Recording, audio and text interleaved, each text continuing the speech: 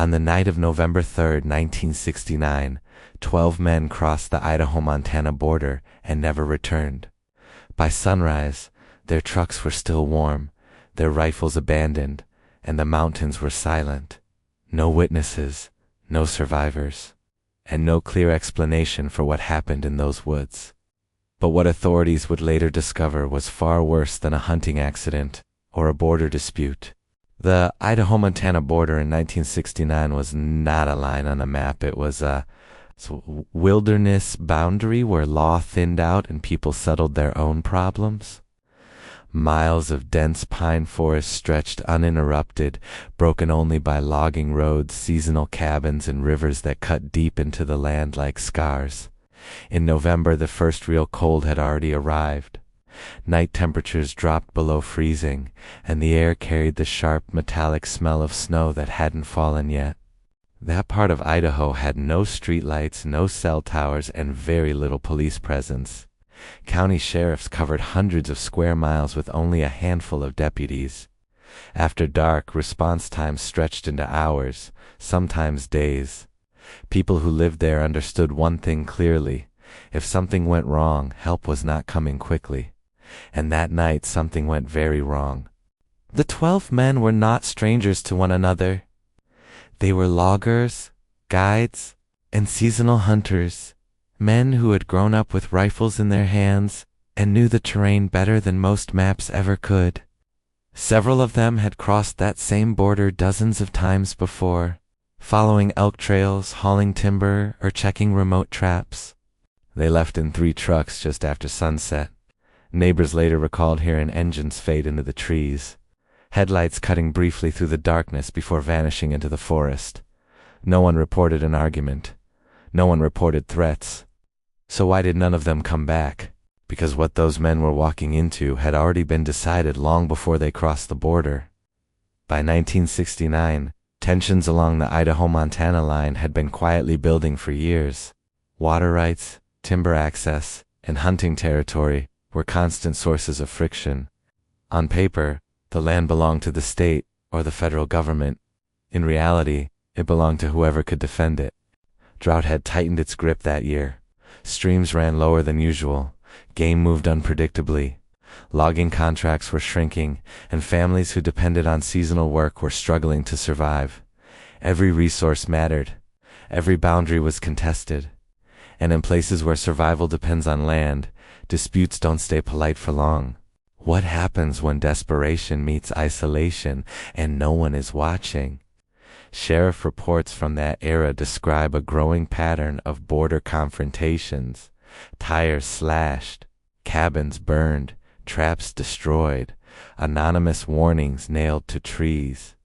None of it was officially connected. None of it resulted in arrests. But locals knew. Everyone did. There were men on both sides of the border who believed that the land was theirs by ride turned through blood, work, and years of presence. And they believed outsiders didn't deserve it. Especially not now. The first truck was found just after dawn on November 4th, abandoned on a narrow logging road less than a mile from the Montana line. The engine was cold. The driver's door stood open. Inside, the keys were still in the ignition. There was no sign of struggle. No blood. Just silence. If 12 armed men vanished, why did the forest look untouched? Search teams were organized quickly, but the terrain worked against them. Fresh snow began falling by mid-morning, covering tracks and erasing evidence with every passing hour. Helicopters couldn't fly safely through the low clouds. Dogs lost scent almost immediately. By afternoon, the second truck was located. This one burned to the frame in a clearing off the main road. Whatever had happened there, it had been intentional. Fire doesn't start itself in freezing temperatures. Still, there were no bodies. And that raised a terrifying question. Were the men dead, or being hunted? The third truck was never found. Not that day, not that week, not ever. As night fell again, fear spread through the surrounding towns. Families gathered indoors, radios stayed on. Every sound outside carried weight. People who had lived their entire lives in that region admitted later that they had never felt silence like that before. Because silence in the mountains usually means something is listening. Behind closed doors, rumors began circulating almost immediately. Some said the men had stumbled onto something they weren't supposed to see. Others claimed they crossed into the wrong territory at the wrong time. A few whispered that this wasn't an ambush, was an execution, and that it had been planned. But planned by whom? By the third day, the first bodies were discovered. Not together, not quickly, and not in a way that suggested panic. Each man had been killed with a single precise shot. High-caliber rifles, long distance, professional accuracy, no wasted rounds, no signs of a firefight.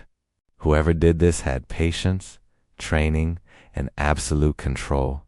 This wasn't violence, it was procedure. Ballistics experts later noted something unsettling. The shots had been taken from elevated positions, using natural ridgelines for cover. The shooters had known exactly where their targets would be, and when. That meant one thing. The 12 men had been expected, and whoever was waiting for them knew the land better than they did. As investigators widened their search, they began to realize something even more disturbing. None of the victims had been robbed. Wallets were intact, rifles untouched, cash still in pockets. This wasn't about theft. This was about removal. But removal from what, and for whose benefit? But removal from what, and for whose benefit? By the end of the week, only 7 bodies had been recovered. 5 were still missing. And the border remained closed, not by law, but by fear.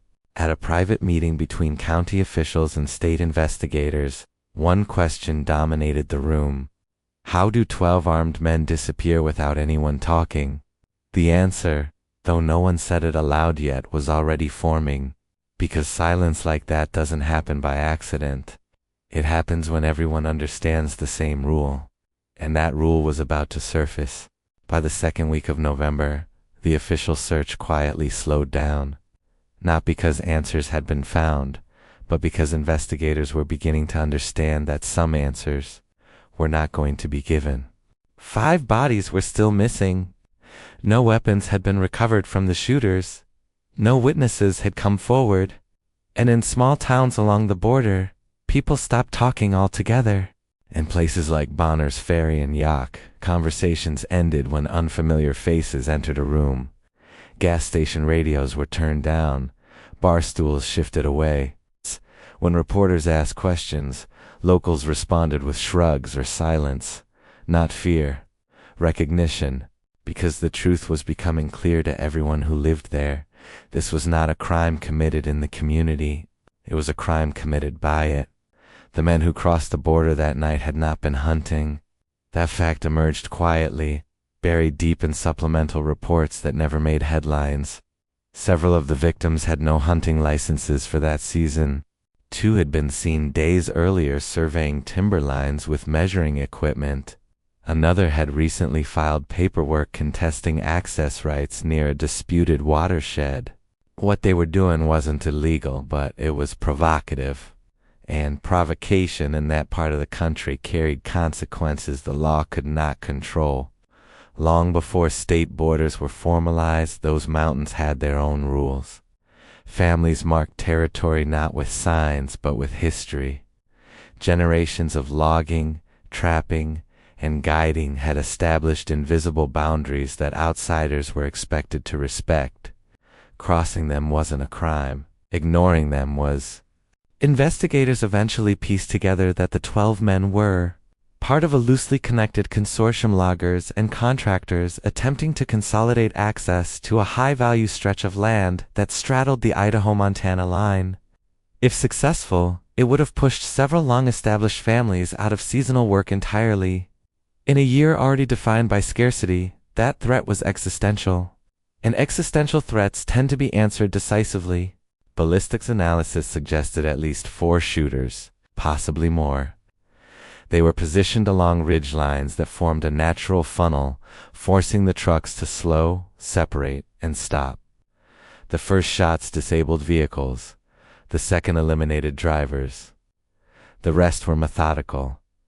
There was no panic in the pattern, no chaos, just removal. The missing 5 men were never found because they were never meant to be. Searchers later admitted that certain ravines, caves, and sinkholes were deliberately avoided, not because they were inaccessible, but because locals warned them off. "You won't like what you find down there," one volunteer reportedly said. No one pressed the issue. Why didn't the FBI take over? Because there was nothing left to investigate. No suspects, no confessions. No evidence trail that led anywhere but back into the forest. And perhaps most importantly, no cooperation. In closed-door meetings, officials acknowledged an uncomfortable reality. Arresting half a community would not bring justice. It would ignite something far worse. So the case was quietly reclassified, unsolved, cause undetermined. But unofficially, everyone knew. The 12 men hadn't been killed because they crossed a border. They were killed because they tried to erase one. Years passed. The land dispute vanished. The logging contracts dissolved. Families who had feared displacement stayed exactly where they were. And no one ever attempted consolidation again. Children grew up hearing fragments of the story, never details, just warnings. Don't go there. Don't ask about that road. Don't push people who have nothing left to lose. Of the 12 victims, memorials were sparse. Funerals were held quietly. Widows moved away. Names faded. Even official records contained inconsistencies, misspellings, missing pages, as if the event itself was being slowly erased. Except for one thing. In 1998, nearly 30 years later, a retired Forest Service employee donated a collection of journals to a local historical archive. Most were mundane weather notes, wildlife sightings, trail conditions. One entry, dated November 2nd, 1969, stood out. It read, "They crossed today. Told them not to. Everyone knows what happens next. No names, no explanation, no follow-up." That page remains the closest thing to a confession anyone has ever found. The Idaho Border Massacre did not end with arrests or trials. It ended with compliance. The land remained unchanged. The border became absolute. And the lesson settled deep into the culture. Because in that part of the country, justice was never about courts. It was about balance. 12 men never made it home. And after that night, no one ever tried again. The most unsettling part of this story is not the violence.